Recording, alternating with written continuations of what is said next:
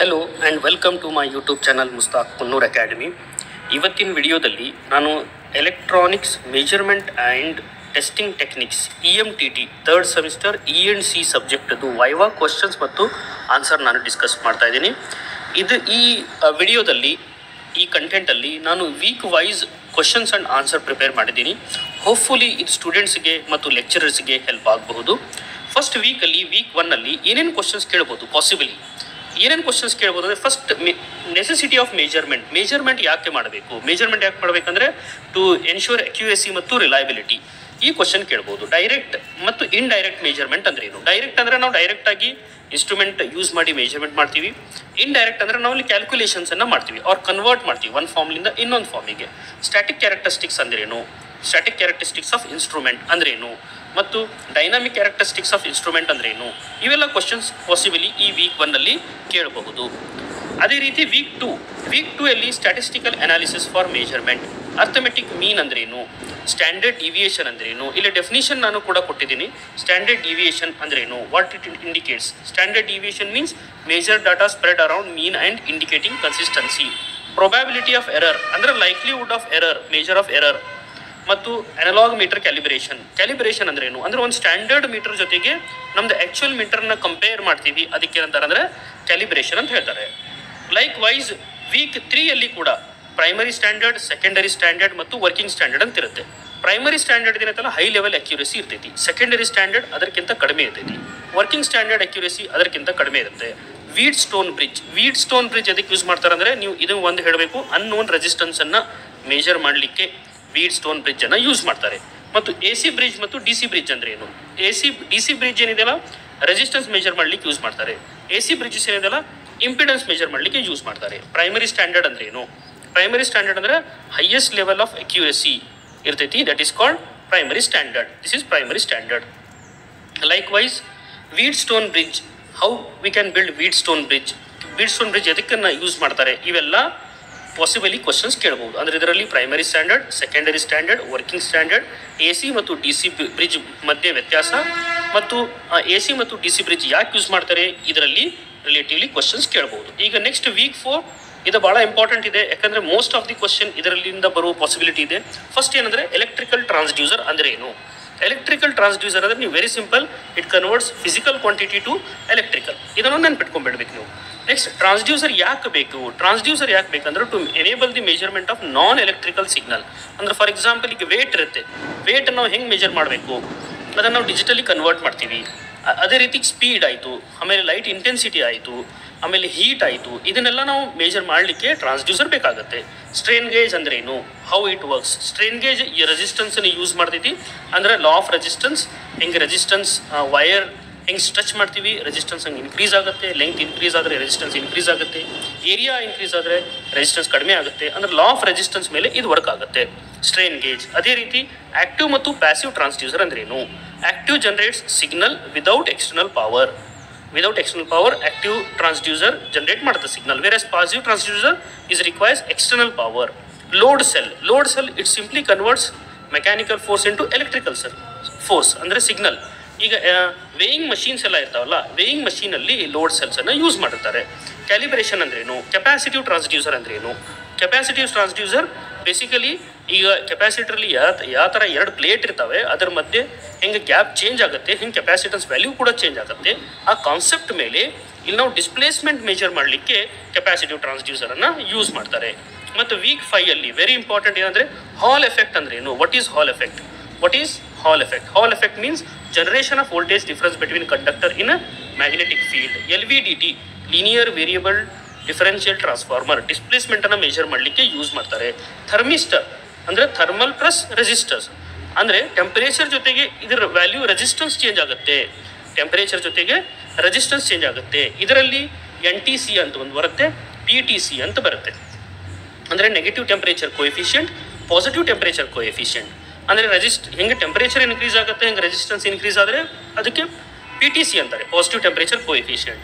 ಹೆಂಗೆ temperature increase ಆದಂಗೆ resistance ಏನು ಕಡಿಮೆ ಆಗುತ್ತಲ್ಲ ಅದಕ್ಕೆ NTC ಅಂತಾರೆ, ನೆಗೆಟಿವ್ ಟೆಂಪರೇಚರ್ ಕೋಎಫಿಷಿಯಂಟ್. ಥರ್ಮಿಸ್ಟರ್ ಆದಮೇಲೆ ಆಪ್ಟಿಕಲ್ ಎನ್ಕೋಡರ್ ಕೂಡ ಪೊಸಿಷನ್ ಮೆಜರ್ ಮಾಡಲಿಕ್ಕೆ ಯೂಸ್ ಮಾಡ್ತಾರೆ. ವೀಕ್ 6 ಅಲ್ಲಿ PMMC ಮೂವಿಂಗ್ ಕಾಯಿಲ್ ಬಗ್ಗೆ ಪರ್ಮನೆಂಟ್ ಮ್ಯಾಗ್ನೆಟ್ ಮೂವಿಂಗ್ ಕಾಯಿಲ್ ಬಗ್ಗೆ ಕ್ವಶನ್ಸ್ ಕೇಳಬಹುದು. ಮಲ್ಟಿ ರೇಂಜ್ ವೋಲ್ಟ್ ಮೀಟರ್ ಅಂದ್ರೇನು, ಲೋಡಿಂಗ್ ಎಫೆಕ್ಟ್ ಅಂದ್ರೇನು, ವೋಲ್ಟ್ ಮೀಟರ್ ಸೆನ್ಸಿಟಿವಿಟಿ ಅಂದ್ರೇನು, ಇವೆಲ್ಲ ಕ್ವಶನ್ಸ್ ಈ ವೀಕಲ್ಲಿ ಬರಬಹುದು. ಮತ್ತು KVL ಕ್ರಿಚಾಫ್ಸ್ ವೋಲ್ಟೇಜ್ ಲಾ ಅಂದ್ರೇನು, ಕ್ರಿಚಾಫ್ಸ್ ಕರೆಂಟ್ ಲಾ ಅಂದ್ರೇನು, ಕ್ರಿಚಾಫ್ಸ್ ವೋಲ್ಟೇಜ್ ಲಾ ಅಲ್ಲಿ ರೆಸಿಸ್ಟೆನ್ಸ್ ಅನ್ನು ನಾವು ಸೀರೀಸ್ ಆಗಿ ಕನೆಕ್ಟ್ ಮಾಡಿರ್ತೀವಿ, ರೆಸಿಸ್ಟೆನ್ಸ್ ನಾನು ಸೀರೀಸ್ ಆಗಿ ಕನೆಕ್ಟ್ ಮಾಡಿರ್ತೀವಿ. ಕ್ರಿಚಾಫ್ಸ್ ಕರೆಂಟ್ ಲಾ ಅಲ್ಲಿ ಪ್ಯಾರಲಲ್ ಆಗಿ ಕನೆಕ್ಟ್ ಮಾಡಿರ್ತೀವಿ. ಇದರದ್ದು ಕೂಡ ಕ್ವಶನ್ಸ್ ಬರಬಹುದು.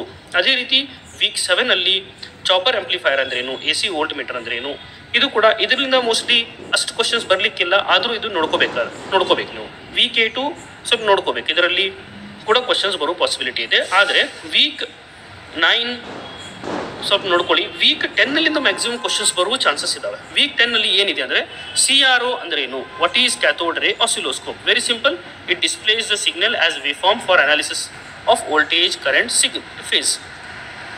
ಇದರಲ್ಲಿ ಏನಾಗ್ತೈತೆ ಅಂದ್ರೆ ಈಗ CRO ನೀವು ಈ ಥರನೂ ಹೇಳ್ಬೋದು definition, which converts electrical signal to visual signal. ಆ CRO ಮಾಡುತ್ತೆ. ಅಂದರೆ ವೈರಲ್ಲಿ ಹೋಗೋ ಸಿಗ್ನಲ್ ನಮ್ಮ ಕಣ್ಣಿಗೆ ಕಾಣೋದಿಲ್ಲ, ಅದಕ್ಕೆ ಕಣ್ಣಿಗೆ ಕಾಣುವಂಗೆ ಮಾಡೋದು ಯಾವುದಂದ್ರೆ CRO. CRT ಅಂದ್ರೇನು, ಕ್ಯಾಥೋಡ್ ರೇ ಟ್ಯೂಬ್. ಅದರಲ್ಲಿ ಇರೋ ಕಾಂಪೊನೆಂಟ್ಸ್ ಬಗ್ಗೆ ನೀವು ಕೂಡ ಹೇಳಬೇಕಾಗತ್ತೆ. ಡುವಲ್ ಟ್ರೇಸ್ CRO ಅಂದ್ರೇನು, ಡುವಲ್ ಟ್ರೇಸ್ CRO ಅಂದರೆ ಅದರಲ್ಲಿ 2 ಚಾನಲ್ ಇರ್ತವೆ ಮತ್ತು 2 ಸಿಗ್ನಲ್ ಅಟ್ ಎ ಟೈಮ್ ನಾವು ಚೆಕ್ ಮಾಡಬಹುದು. CRO ಪ್ರೋಬ್ ಅಂದ್ರೇನು ಮತ್ತು ಅಪ್ಲಿಕೇಶನ್ ಆಫ್ CRO ಎದಕ್ಕೆಲ್ಲ ಯೂಸ್ ಮಾಡ್ತಾರೆ CRO ಅಂದ್ರೆ ಈಗ ನಮ್ಗೆ ಗೊತ್ತಿದೆ, ವೋಲ್ಟೇಜ್ ಸಿಗ್ನಲ್ ಅನಾಲಿಸಿಸ್ ಮಾಡೋಕ್ಕೆ, ಟ್ರಬಲ್ ಶೂಟ್ ಮಾಡೋಕ್ಕೆ, ಆಲ್ ಟೈಪ್ ಆಫ್ ಸಿಗ್ನಲ್ಸನ್ನು ಮೆಜರ್ ಮಾಡೋಕ್ಕೆ CROನ ಯೂಸ್ ಮಾಡ್ತಾರೆ. ಡಿಫ್ರೆನ್ಸ್ ಬಿಟ್ವೀನ್ CRO ಮತ್ತು DSO ಕೇಳ್ಬೋದು. DSO ಅಂದ್ರೆ ಡಿಜಿಟಲ್ ಸ್ಟೋರೇಜ್ ಆಸಿಲೋಸ್ಕೋಪ್, ಅಂದರೆ ಸಿಗ್ನಲ್ಸ್ ನಾವು ಡಿಜಿಟಲಿ ಅದನ್ನು ಸ್ಟೋರ್ ಮಾಡಬಹುದು. CRO ಅಲ್ಲಿ ಜಸ್ಟ್ ರಿಯಲ್ ಟೈಮ್ ನೋಡ್ಲಿಕ್ಕೆ ಬರುತ್ತೆ, ಸ್ಟೋರ್ ಮಾಡಲಿಕ್ಕೆ ಬರುವುದಿಲ್ಲ. ಮತ್ತು ಇನ್ನೊಂದು ಇಂಪಾರ್ಟೆಂಟ್ ಏನಂದರೆ week 11 what is function generator. Function generator ಅಂದರೆ which produces sine wave, square wave, whereas RF signal generator generates only sine wave. Sweep generator ಅಂದ್ರೇನು, ಹಾರ್ಮೋನಿಕ್ ಡಿಸ್ಟಾರ್ಷನ್ ಅಂದ್ರೇನು, ಫಂಕ್ಷನ್ ಜನರೇಟರ್ ಯಾವ ಥರ ವರ್ಕ್ ಆಗುತ್ತೆ, ಇವೆಲ್ಲ ಕ್ವಶನ್ಸ್ ವೈವಾ ಕ್ವಶನ್ದಲ್ಲಿ ಬರಬಹುದು. Weak 12 ಇನ್ನೊಂದು important ಏನಂದರೆ week 12 what is electrical grounding ಅಂದರೆ ಎದಕ್ಕೆ ಯೂಸ್ ಮಾಡಬೇಕು ಅಂತ ಕೇಳ್ತಾರೆ. ಇದರಲ್ಲಿ very simple, it direct excess electricity ಏನಂತಲ್ಲ ಅದು ಗ್ರೌಂಡಿಗೆ ಕಳಿಸುತ್ತೆ, ಅದಕ್ಕೆ ಗ್ರೌಂಡಿಂಗ್ ಅಂತಾರೆ. ಶೀಲ್ಡಿಂಗ್ ಏನಿದೆ ಅಂದ್ರೆ ಹೊರಗಡೆ ಇಂಟರ್ಫರೆನ್ಸನ್ನು ಇನ್ಸ್ಟ್ರೂಮೆಂಟ್ ಒಳಗಡೆ ಹೋಗ್ಲಾರ್ದಂಗೆ ನೋಡ್ತಿತ್ತಲ್ಲ, ದಟ್ ಈಸ್ ಕಾಲ್ಡ್ ಶೀಲ್ಡಿಂಗ್. ಆಯಿತಾ. ನೆಕ್ಸ್ಟ್ ವಾಟ್ ಈಸ್ ಈಗ precaution to prevent instrument damage ಅಂದರೆ ಇನ್ಸ್ಟ್ರೂಮೆಂಟ್ ಡ್ಯಾಮೇಜ್ ಆಗಲಾರ್ದಂಗೆ ನಾವು ಏನು ಮಾಡಬೇಕು ಅಂದರೆ ಇನ್ಸ್ಟ್ರೂಮೆಂಟ್ ಡ್ಯಾಮೇಜ್ ಆಗಲಾರ್ದಂಗೆ ನಾವು ಏನು ಮಾಡಬೇಕಂದ್ರೆ ಗ್ರೌಂಡ್ ಯೂಸ್ ಮಾಡಬೇಕು, ಸೇಫ್ಲಿ ಅದನ್ನು ಹ್ಯಾಂಡಲ್ ಮಾಡಬೇಕು. ಲೈಕ್ ವೈಸ್ ಇಂಟರ್ಫರೆನ್ಸ್ ಅಂದ್ರೇನು, ಆಮೇಲೆ ಜನರಲ್ ಇನ್ಸ್ಟ್ರೂಮೆಂಟ್ ಪ್ರಿಕಾಷನ್ಸ್ ಎಲ್ಲ ಏನೇನು ತೊಗೋಬೇಕು ನಾವು, ಆಮೇಲೆ use grounded tools, avoid live circuit, follow protocols, ಇವೆಲ್ಲ ಮಾಡಿದರೆ ಇನ್ಸ್ಟ್ರೂಮೆಂಟ್ ಡ್ಯಾಮೇಜ್ ಆಗೋದಿಲ್ಲ. How does testing and trouble shooting ಮತ್ತು ಟೆಸ್ಟಿಂಗ್ ಯಾವ ಥರ ಮಾಡಬೇಕು, ಇವೆಲ್ಲ ಕ್ವಶನ್ಸ್ ಇಲ್ಲಿ ಬರೋ ಪಾಸಿಬಿಲಿಟಿ ಇದಾವೆ. ಅದೇ ರೀತಿ ಈಗ ನಾವು ಇನ್ನೊಂದು ನೋಡ್ಬೋದು ಅಂದರೆ ಇಲ್ಲೇ ಸೇಫ್ಟಿ ಪ್ರಿಕಾಷನ್ ಡ್ಯೂರಿಂಗ್ ಸರ್ವಿಸ್ ಮಾಡಬೇಕಾದ್ರೆ ನಾವು ಏನೇನು ಸೇಫ್ಟಿ ಪ್ರಿಕಾಷನ್ಸ್ ತೊಗೋಬೇಕು. ಈಗ ನಮ್ಮಲ್ಲಿ ಎಕ್ಸ್ಪೀರಿಮೆಂಟ್ಸ್ ಇದ್ದಾವೆ, digital training testing, power supply testing. ಅದರಲ್ಲಿ ಫಸ್ಟ್ ನಾವು ಏನು ಮಾಡಬೇಕಂದ್ರೆ we should use insulated tool. ಅಂದರೆ ಈಗ ಟೆಸ್ಟರ್ ಇರುತ್ತೆ, ನೋಸ್ ಪ್ಲೇಯರ್ ಇರುತ್ತೆ, ಯಾವ್ದು ಪ್ಲೇಯರ್ ಇರ್ತದೆ. ವಿದೌಟ್ ಇನ್ಸುಲೇಷನ್ ನಾವು ಅದನ್ನು ಯೂಸ್ ಮಾಡಬಾರ್ದು. ವಿದೌಟ್ ಇನ್ಸುಲೇಷನ್ ಯೂಸ್ ಮಾಡಿದರೆ ಏನಾಗುತ್ತಂದರೆ ಅಲ್ಲಿರೋ ಎಲೆಕ್ಟ್ರಿಕ್ ಶಾಕ್ ನಮ್ಮ ಬಾಡಿ ಥ್ರೂ ಪಾಸ್ ಆಗೋ ಪಾಸಿಬಿಲಿಟಿ ಇರುತ್ತೆ.